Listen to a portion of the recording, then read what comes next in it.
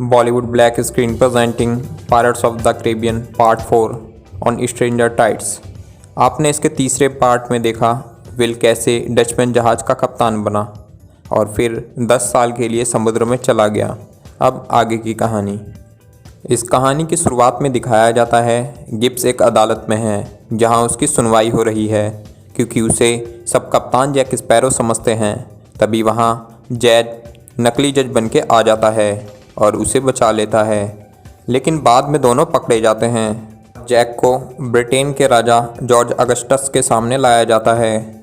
George Jack से पूछते हैं कि वो लंदन जहाज़ चुराने आया है क्या, क्योंकि एक बहरूपिया लंदन शहर में जैक बन के घूम रहा है।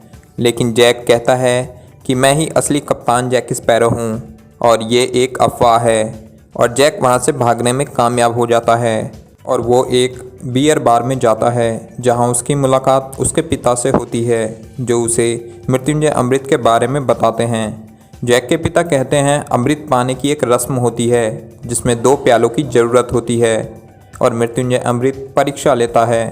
तभी जैक की मुलाकात उस बहरूपिये से होती है जो जैक बनकर पूरे शहर में घूम रहा होता है, जिसका नाम एंजुलिका है, जो एक लड़की है। अब वो सब अमृत की खोज में निकल जाते हैं। वहीं दूसरी तरफ बारबोसा, जो अब ईस्ट इंडिया कंपनी के लिए काम करता है, वो और गिब्स भी अमृत की खोज में निकल जाते हैं। बारबोसा गिब्स को इसलिए ले जाता है क्योंकि बारबोसा को नक्शा पता होता है, वो सारे रास्ते जानता है। अब जैक क्वीन आइस रिवेंज जहाज़ पर है जिसका कप्तान ब्लैक बियर्ड है, जो काफ़ी निर्दयी और जुल्मी होता है, और साथ ही उसके पास एक जादुई तलवार है जिससे वो अपना जहाज़ चलाता है और किसी को भी सजा दे सकता है। और एंजुलिका, जो नकली जैक बनी हुई थी, वो ब्लैक बियर्ड की ही बेटी है। अब 3 जहाज़ अमृत की खोज में निकलते हैं। पहला जहाज़ जो स्पेन के राजा का है, दूसरा जहाज़ जो बारबोसा का है और तीसरा जहाज़ जो ब्लैक बियर्ड का है। रास्ते में एंजुलिका जैक को बोतल में बंद जहाज़ों को दिखाती है जो उसके पिता ब्लैक बियर्ड ने अपने कब्जे में कर रखे हैं, जिसमें ब्लैक पर्ल जहाज़ भी है। तभी वो वाइट कैप खाड़ी पर पहुंचते हैं जहां जलपरियों का राज है। अब ब्लैक बियर्ड अपने कुछ साथियों को एक छोटी नाव में बिठा देता है और गाना गाने को कहता है क्योंकि जलपरियां गाना सुन के वहाँ आ जाएंगी। ऐसा वो इसलिए करता है क्योंकि रस्म के मुताबिक जलपरी का आंसू भी चाहिए, और तभी वहाँ बहुत जलपरियां आ जाती हैं और उन पर हमला कर देती हैं। लेकिन उनमें से एक जलपरी पकड़ी जाती है जिसे पकड़कर वो अपने साथ ले जाते हैं। वहीं अगले दिन बारबोसा और गिब्स उस जगह पर पहुंचते हैं जहां जलपरियां मरी पड़ी होती हैं। ये देखकर गिब्स बारबोसा से कहता है ये सब पागलपन है और आगे जाने से मना करता है, लेकिन बारबोसा ज़बरदस्ती उसे आगे लेकर जाता है। अब सब टापू के बाद पैदल ही चल रहे होते हैं। वहीं दूसरी तरफ दिखाया जाता है जैक, ब्लैक बियर्ड और उसके आदमी सब आराम कर रहे होते हैं। उसमें एक पादरी भी होता है जो देख लेता है कि जलपरी को बॉक्स से सांस नहीं आ रही। तभी वो बॉक्स को थोड़ा खोल देता है। फिर सब आगे बढ़ जाते हैं, पर आगे जाके रास्ता ख़त्म हो जाता है क्योंकि वो सब एक पहाड़ी पर हैं और नीचे नदी है। लेकिन ब्लैक बियर्ड जैक को नीचे कूदवा देता है क्योंकि वही एक रास्ता है जहाँ से प्याले मिलेंगे। अब जैक प्यालों की तलाश में अकेले निकल जाता है। वहीं ब्लैक बियर्ड के साथ जो जलपरी कांच के बॉक्स में जा रही होती है, तभी वो बॉक्स नीचे गिर जाता है और कांच टूट जाता है। अब जलपरी अपने पैरों से खुद नहीं चल सकती, इसलिए पादरी उसे अपने गोद में लेके चलता है। कहानी में आगे दिखाया जाता है ब्लैक बियर्ड को जलपरी का आंसू चाहिए, इसलिए वो जलपरी को वहाँ लाता है जहाँ दूसरी जलपरियाँ मरी हुई बंधी हैं, जिन्हें किसी ने वहाँ बांध के छोड़ दिया होगा और वो वहीं मर गईं। ये सब देखने के बाद भी जलपरी अपनी आंखों से आंसू नहीं लाती। तभी ब्लैक बियर्ड उसको टॉर्चर करने को कहता है, लेकिन तभी पादरी उन्हें रोक लेता है, पर ब्लैक बियर्ड पादरी को ही मार देता है। ये सब देखकर जलपरी की आंखों से आंसू आ जाते हैं और एंजुलिका आंसुओं को अपने पास रख लेती है। लेकिन पादरी मरा नहीं होता, वो सब एक नाटक होता है आंसू निकलवाने के लिए। ये सब पादरी जलपरी को बचाने के लिए करता है, लेकिन जलपरी जब उसे जिंदा देखती है तो वो वहाँ से गुस्से में चली जाती है क्योंकि उसे वहाँ सिर्फ पादरी पर ही भरोसा था और उसी ने उसका भरोसा तोड़ दिया।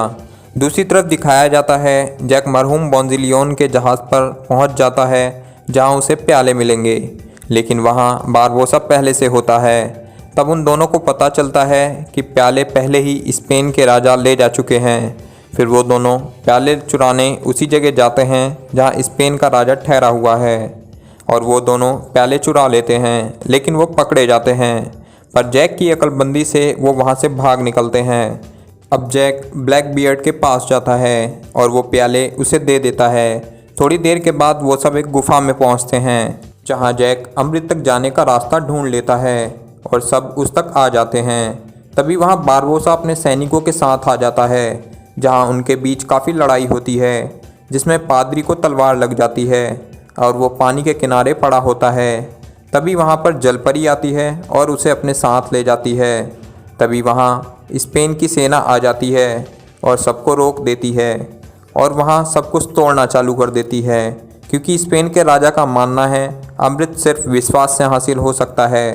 तभी बारबोसा ब्लैक बियर्ड को जहरीली तलवार से मार देता है, पर एंजुलिका जब उस तलवार को निकाल रही होती है तो उसके हाथ में भी लग जाती है, जिसका जहर उसके शरीर में भी फैलना चालू हो जाता है। ये सब देखकर जैक प्यालों में अमृत लेकर एक में जलपरी का आंसू मिला देता है और वो दोनों को पीने को देता है। लेकिन ब्लैक बियर्ड बहुत निर्दयी होता है, वो आंसू वाला प्याला खुद पी जाता है। अमृत पिलाने के बाद जैक को याद आता है उसने उस प्याले में आंसू मिलाया था जो एंजुलिका ने पिया। अब एंजुलिका बच जाती है और ब्लैक बियर्ड मर जाता है, पर एंजुलिका जैक पर गुस्सा करती है क्योंकि उसकी लंबी उम्र उसके पिता की चुराई हुई होती है। पर जैक उससे कहता है उसने ब्लैक बियर्ड से वही करवाया जो एक बाप अपनी बेटी के लिए करता, और जैक एंजुलिका को वहाँ पर अकेला छोड़कर वहाँ से चला जाता है। अब जब ब्लैक बियर्ड मर चुका है तो बारबोसा रिवेंज जहाज़ का कप्तान बन जाता है। वहीं दूसरी तरफ गिब्स रिवेंज जहाज़ से बोतल में बंद सारे जहाज़ उठा लाता है, जिसमें ब्लैक पर्ल भी होता है। वो जैक के पास आकर पूछता है तुम्हारे पास अमृत का प्याला था तो तुमने वो क्यों नहीं पिया, तुम अमर हो सकते थे। जब जैक कहता है ज़िंदगी का मज़ा तभी है जब मौत बिन बुलाए आए। इस मूवी का ये पार्ट यहीं पर ख़त्म होता है। ये मूवी 2011 में रिलीज़ हुई थी और इसका कुल बजट 378.5 मिलियन था और इसने कुल कमाई 1.46 बिलियन की थी।